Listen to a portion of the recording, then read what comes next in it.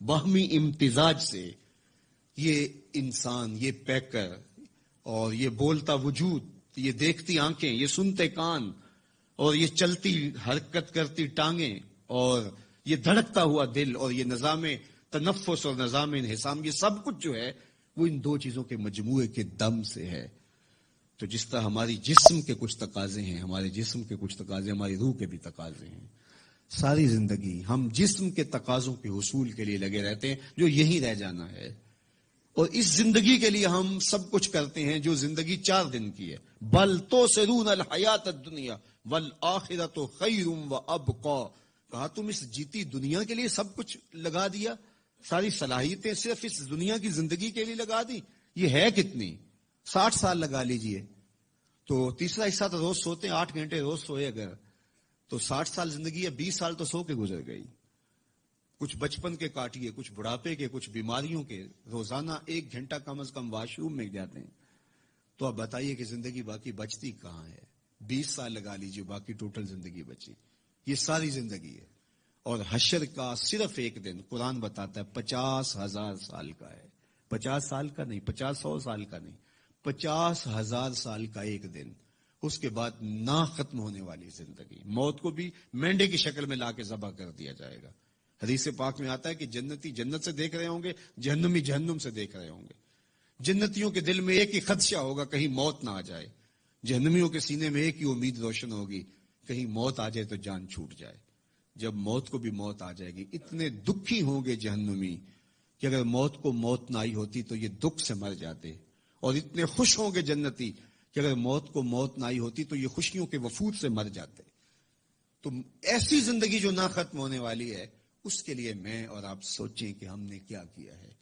میرے حضور نے جو ہمیں زندگی دی ہے، وہ یہ جو سیرت دی ہے، جو کردار دیا ہے، وہ یہ زندگی بھی سنوارتا ہے اور وہ زندگی بھی سنوارتا ہے۔ ایسا دین حضور نے نہیں دیا جس طرح راہبانہ دین تھا کہ ٹھیک ہے دنیا ترک کرو تو آخرت ملے گی۔ میرے حضور نے یہ دین نہیں دیا۔ لا رہبانیت فی الاسلام، اسلام میں رہبانیت کا تصور ہی نہیں ہے۔ یہ زندگی بھی بھرپور گزارو اور وہ زندگی بھی۔ ایک صحابی آئے حضور کی خدمت میں، حدیث میں آتا ہے چوزے کی طرح کمزور تھے، مثال ہے ان کی کمزوری کی۔ تو حضور نے فرمایا تو نے اللہ سے کوئی دعا مانگی تھی؟ اس نے کہا جی حضور میں نے دعا مانگی تھی، شاید وہ قبول ہو گئی۔ کیا دعا مانگی تھی؟ میں نے کہا تھا مالک میری دنیا چاہے برباد ہو جائے، آخرت سنور جائے، جو آخرت کے حصے کے دکھ ہیں وہ بھی دنیا پہ بھیج دے، تاکہ میں آخرت سنوارنا چاہتا ہوں۔ تو مجھے بڑی بیماریاں، بڑے دکھ، بڑی مقاومتیں، مخالفتیں، دوستوں کی طرف سے تلخ رویے، میری تو زندگی کو کھا گئے یہ چیزیں، اور آپ میری حالت دیکھ رہے ہیں۔ تو میں نے اللہ سے کہا تھا میری آخرت ٹھیک ہو جائے، دنیا جیسے تیسے بھی گزرے، برباد ہو جائے دنیا، کوئی ٹینشن نہیں۔ اب حضور اس بات پہ خوش نہیں ہوئے کہ اس نے آخرت سنوار لی، دنیا برباد کر لی، ناراض ہوئے۔ فرمایا تو نے یہ کیوں نہیں کہا، تو یہ کیوں کہا کہ میری آخرت سنور جائے یا دنیا برباد ہو جائے، تو نے یہ کیوں نہیں کہا ربنا آتنا فی الدنیا حسنۃ وفی الآخرۃ حسنۃ، اے اللہ میری یہ دنیا بھی بہتر کر دے، میری وہ دنیا بھی بہتر کر دے۔ یہاں ذلیل ہونے کے لیے ہم نہیں آئے، عزت یہاں بھی پائیں اور عزت وہاں بھی پائیں، لیکن ہماری ترجیح کیا ہے؟ وہ زندگی ہے، آخرت کی زندگی جہاں ہم نے زیادہ رہنا ہے۔ میں ابھی ایک ملک کے سفر سے آیا ہوں، تو دنیا کے مختلف ممالک میں آنا جانا رہتا ہے، تو وہاں جب میں جاتا ہوں تو دیکھتا ہوں کہ ایک چھوٹے سے کمرے میں 8-10 لڑکے مل کے رہ رہے ہیں، اور اپنا کھانا بھی خود تیار کرتے ہیں اور اپنے کپڑے بھی خود دھو رہے ہوتے ہیں۔ تو میں ان کو کہتا ہوں کہ آپ ایک چھوٹے سے کمرے میں 10 لوگ رہ رہے ہیں، تو آپ یہاں کوئی کنال 2 کنال کا بنگلہ خریدیں، اچھی زندگی گزاریں، یہ کیوں ایسا کر رہے ہیں؟ تو وہ کہتے ہیں حضرت آپ جانتے ہیں ہم نے یہاں کون سا مستقل رہنا ہے، ہمارا پاکستان میں دیکھو 2 کنال کا بنگلہ بن رہا ہے۔ تو میں کہتا ہوں یہی تو میں سمجھانے آیا ہوں، جہاں جتنا رہنا ہو اتنا ہی وہاں حساب رکھا جاتا ہے۔ دنیا میں رہیں، ضرور رہیں، بھرپور زندگی گزاریں، لیکن دنیا سے اتنا تعلق رکھیں جتنا ہم اس دنیا میں رہنا ہے۔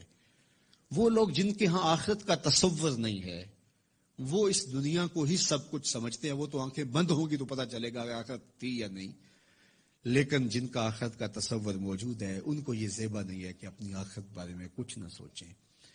تو اللہ مجھے آپ کو حضور کی سیرت کے سانچے میں زندگیاں ڈھال دینے کی توفیق عطا کرے، اور حضور کا پیار ہماری روحوں میں اتار دے، ان کے بتائے ہوئے طریقے ہم اختیار کریں، اللہ آپ سب کو سلامت رکھے. میرے بچے ہیں، بیٹے بیٹیاں ہیں، بھائی بہن ہیں، اللہ سب کو جزائے خیر دے. یہ بزرگ اساتذہ معلمین جنہوں نے اپنی زندگیاں وقف کی ہیں، یہاں سے پھوٹتی ضیائیں اور علم و عمل کی روشنی سے ہم اپنے وطن کو تعمیر کر سکیں، ہم اسلام کی ایک خوبصورت شناخت بن سکیں، اور دنیا کے جس کونے میں جائیں ہمارا کردار، ہمارا رویہ بتائے کہ ہم حضور کے غلام ہیں، حضور کے عاشق ہیں، اور حضور علیہ الصلوۃ والسلام سے محبت کرنے والے ہیں.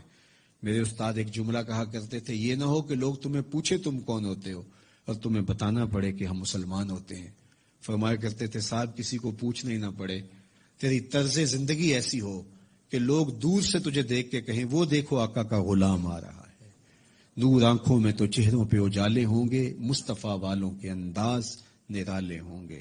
دنیا میں بھی ان کے دم سے مقدر چمکا، محشر میں بھی ان کی رحمت کے حوالے ہوں گے. اللہ میری کہی ہوئی باتوں کو روحوں میں اتار دے. مجھے اور آپ سب کو جو چیزیں قابل عمل ہیں ان پر توفیق عمل نصیب فرمائے. وآخر دعوانا ان الحمدللہ.